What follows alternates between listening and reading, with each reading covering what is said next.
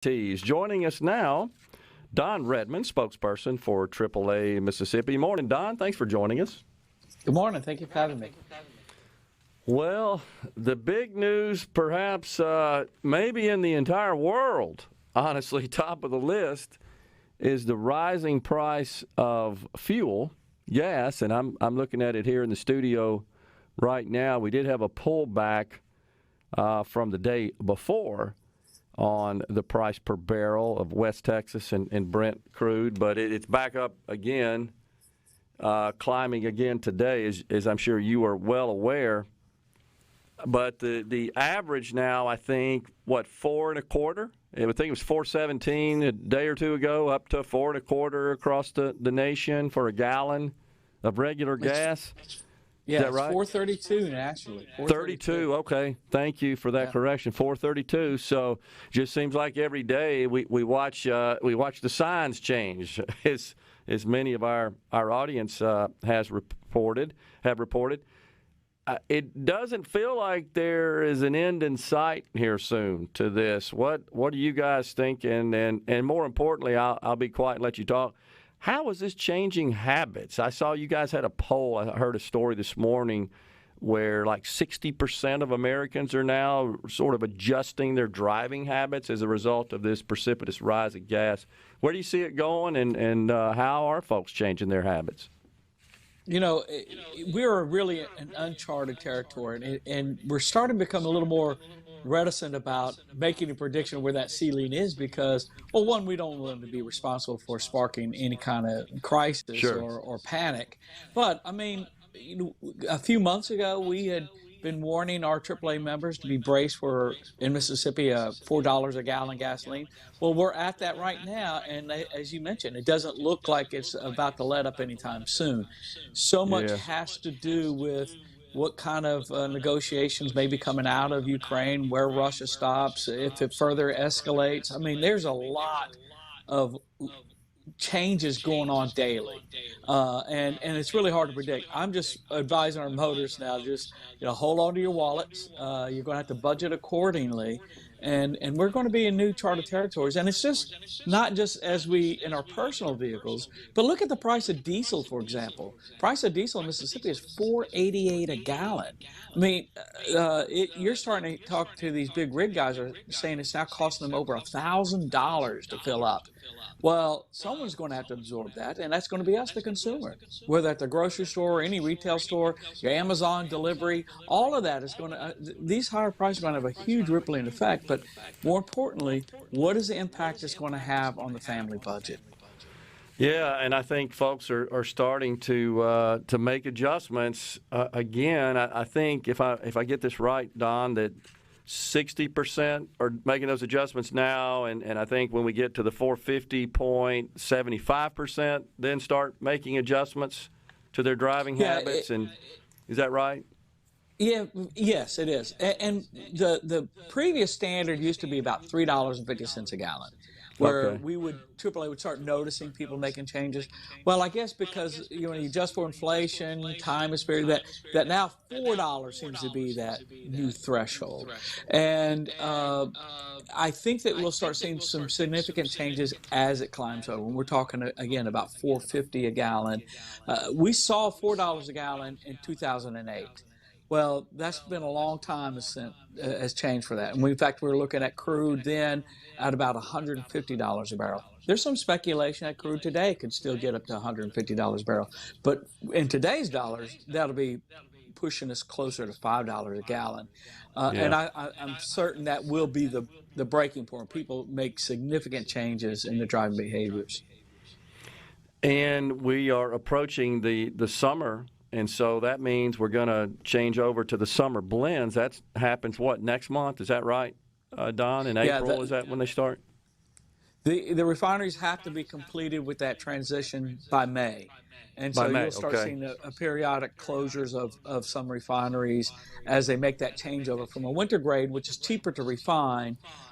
It's more volatile. It burns a little dirtier. So the summer blend is less volatile, burns cleaner, but it's more expensive to refine. So we're already going through that process. We already had issues in terms of lack of manpower, in the oil industry. They're still really booming. We have 68% more oil rig activity now versus last year, but we were still trying to catch up from COVID, and then all of this happened. And so, man, we are just, it's the perfect storm against the consumer. Yeah, and then of course the concern is if the consumer and motorists cut back on their driving, with people so ready to get out, having been locked up with COVID, then that has, of course, an effect that bleeds over into so many other industries. Obviously, the lodging industry, the restaurant industry, especially those in areas that rely on vacationers. And that's true certainly in our area when we all head to the beach for the most part in the summer. Exactly. And I got to do some traveling the past couple of weeks, and it really felt good. It really felt good. Things started feeling normal. Hotels and restaurants. And I mean, it's really, and then to see now that whole industry may contract one more time, this one, and not because of COVID, but because of higher fuel prices and how that's going to change people's driving habits or their vacation plans. I mean, we have found historically just gas prices alone don't determine whether or not people travel, but it's the state of their economy. But no doubt with these high prices, it affects their economy, their family economy. So maybe they won't travel as far or stay as long, but they'll probably travel, but it may cut back on air flights and those type of destinations, or find resorts so that they're not traveling outside of it. They just do the whole vacation in a resort rather than sightseeing in other areas. With inflation impacting, it seems like every good and service, every industry segment, what about your organization? Are there plans to increase the membership fees at this point? Where do you stand on that? Well, we haven't seen any discussions yet, having discussions on increase in membership. But as we have done in the past, and other instances where the high fuel prices, I'm thinking of 2011 and certainly 2008, that there was a fuel surcharge for those towing service and what have you, because I'm trying to get these guys to risk their lives literally to help stranded motors and then not make any money because they're spending it all on the fuel. I mean, we have to make those kind of adjustments. And I have not seen the actual final contract on it, but I expect that to happen and happen soon. Yeah.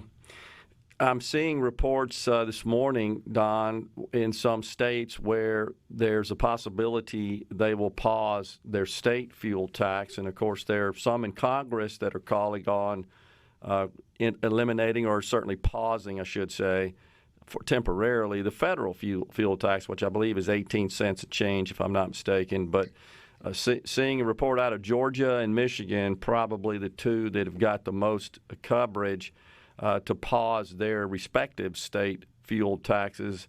I want to say it's 25 or 27 cents in Georgia and 29 cents. I may have it backwards, but it's in the 20s in Michigan. What are you hearing about that? What can you tell us, anything you know? I don't know which states specifically are talking about it, but we always caution. I know the temptation to save whatever you can at the fuel pump is very powerful, and I understand it, and families are hurting.